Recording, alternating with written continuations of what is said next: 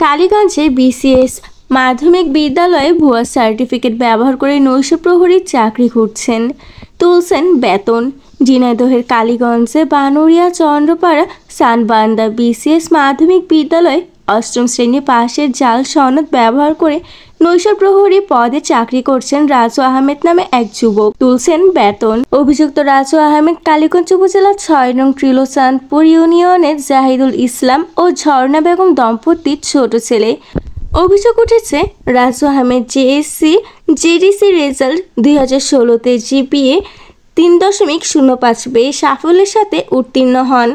উক্ত সার্টিফিকেটে জন্ম তারিখ উল্লেখ করা হয় 26/11/2003, কিন্তু রাজু আহমেদের নামে বানুরিয়া চন্দ্রপাড়া শানবান্ধা বিসিএস মাধ্যমিক বিদ্যালয়ের অষ্টম শ্রেণী পাশের আরেকটি সার্টিফিকেট আছে, যেখানে অভিযুক্ত রাজুর জন্মসাল দেখা যায় 1/2/1997 তারিখের এবং তিনি উক্ত বিদ্যালয় থেকে 2009 সালের বার্ষিক পরীক্ষায় অষ্টম শ্রেণী থেকে উত্তীর্ণ হয়ে নবম শ্রেণীতে ভর্তি হন। অভিযোগের সততা যাচাই করতে রাজু আহমেদের বাড়িতে গেলে অভিযুক্ত রাজুর মা তার বড় ছেলে সুমন রেলওয়ে পুলিশে কর্মরত এর সাথে মোবাইল ফোনে কথা বলতে বলেন। অতঃপর মোবাইলের কথা বলার সময় রাজুর বড় ভাই সুমন বলেন, ভাই আপনারা দয়া করে নিউজ করবেন না, আমি 2-1 দিনের মধ্যে বাড়িতে এসে আপনাদের সাথে দেখা করছি।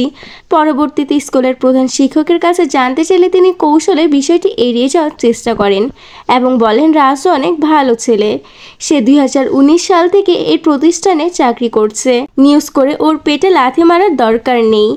আমি সন্ধ্যায় রাজুকে সাথে নিয়ে আপনাদের অফিসে দেখা করছি।